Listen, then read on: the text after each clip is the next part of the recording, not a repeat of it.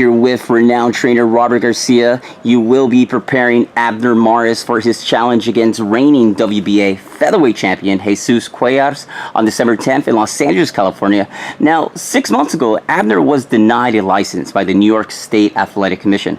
However, fast forward 6 months from that incident and has been granted and cleared to fight.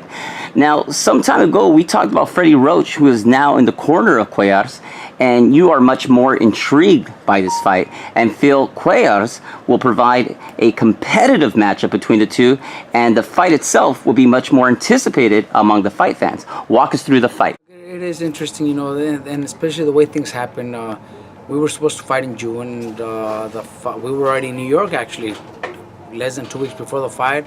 You know, we go to the commissioner doctor, and his vision is not, you know, everybody knows that he's had a detached retina before, and his vision is not, you know, he wears glasses, so he has that vision problem. But it's just that New York is really strict with their new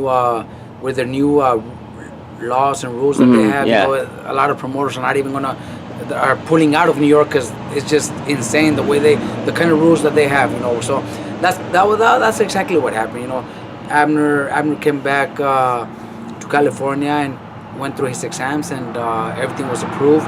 I think Nevada also approves him. You know, states like that, which, you know, there's no need to go back to New York. A lot of promoters are not going back to New York anyways because of all that new insurance policy that they have. So that doesn't hurt us. You know, we're still going to be fighting.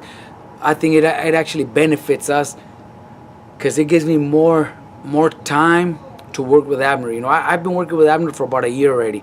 We started at the end of last year, and we were supposed to fight in March. He was supposed to fight Fernando Montiel. That fight got canceled.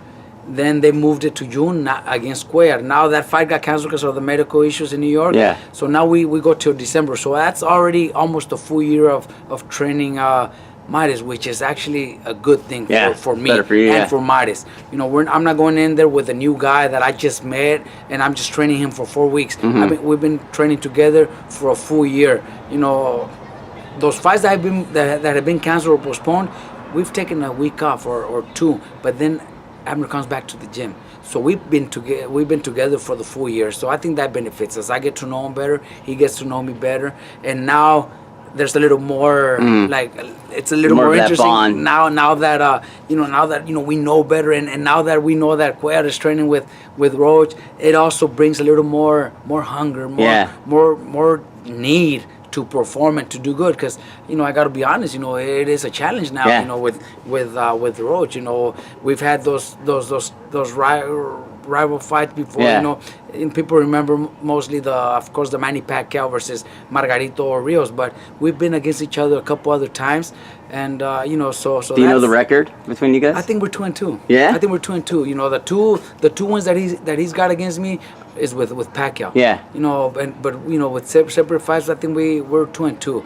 You know, again, of course, smaller fights that people don't even remember, people don't even talk about, and I totally understand that. But this is a big fight. This is a big fight, and we're going against each other again. You know, it's a challenge. You know, it's a sport that we love. I'm sure he loves it too, and he also has that motivation. You know, because he's going up against me. So it's great. That's what I like about your answer right now and what you said before, because you're a little more intrigued. You're a little more excited at the fact that the fight is now even has more meaning to it now that you have Freddie Roach in his corner, because you're going to see a better fighter in Cuellar.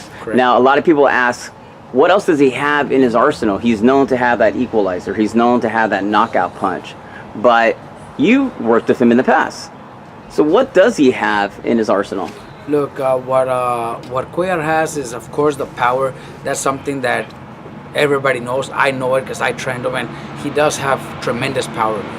He's very powerful when it comes to landing that punch. He has great power, and the other thing is he always prepares himself very well. He's dedicated. He trains hard. He trains very hard because in his mind he wants to be the best. You know, when he was here and we had Marcos Maidana, you know, they're friends, same country, so they support each other. But they also have that that little rivalry inside of them. I seen it in Cuellar. You know, like I want to be him or better than him, and that's you know, talking about Maidana. There's that little, I could say, a little bit of jealousy. You know Really? what I mean? Oh yeah, definitely. And every gym is like that. Every gym is like that. Look, and I tell all my fighters, on their own, you know, you see him better than you, you gotta want to be better than him. You know, because they have to have that, or else they'll never get any better. If I just have one fighter and I have nothing but amateurs, then there's nothing to tell them. You know, you got to do something better because you know he's the best and there's nobody else.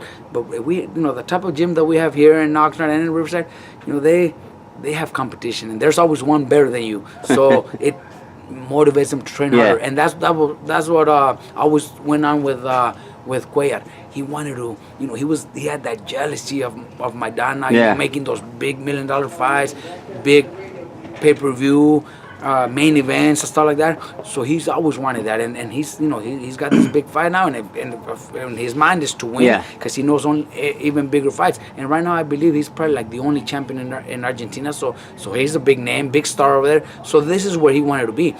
So all that, you know, motivates me to work even harder because I know the way he thinks. I know the way he is. You think having that advantage, is that an advantage? Knowing that it has to be an advantage. I also know his disadvantages. I know him very well. I know his disadvantages, and those are little things that I know from Cuellar that come the day of the fight, they might think, damn, you know, what does that have to do with the fight? But I know the way he is in his head, and little things that we have to do that might make a difference. No, I'm pretty sure you're going to say no, and this is no disrespect to Abner Mares or Cuellar, but you and Freddie Roach are probably the bigger names coming into this fight. What do you think about that? Because when it comes to Freddie Roach and Robert Garcia, you guys are two of the biggest names in boxing as far as like trainers, and your name itself carries more value over some of the other fighters inside that ring. I could, you know, if we say Freddie Roach and Cuellar, 100% Roach is, you know, is the bigger man, and people might want to see the fight just because of Freddie Roach, because Freddie Roach has a lot of fans, and Freddie Roach you got a lot of fans too, brother. but you know, let's you know, comparing the type of fighter, you know, Abner's an Olympian. He's a 3-division world champion already. He's a Mexican superstar where Mexico is big in boxing. So I can't consider myself bigger than Abner, but 100% Roach is bigger than Cuellar, and if people know about our rivalry, they might not know who Cuellar is, but they know we have rivalry, so they're gonna tune in, they're gonna watch, you know. And I know it's gonna be a big fight here in Southern California. It's gonna be huge, and you know, I you know, we've had our differences in the past, and you know, because we're fighting against each other with fighters, but honestly, what can I say? You know, I got to admire the work that Freddie Roach has done in the past. You know, all the world champions that he's worked with. You know, he's very smart when it comes to coming up with a game plan.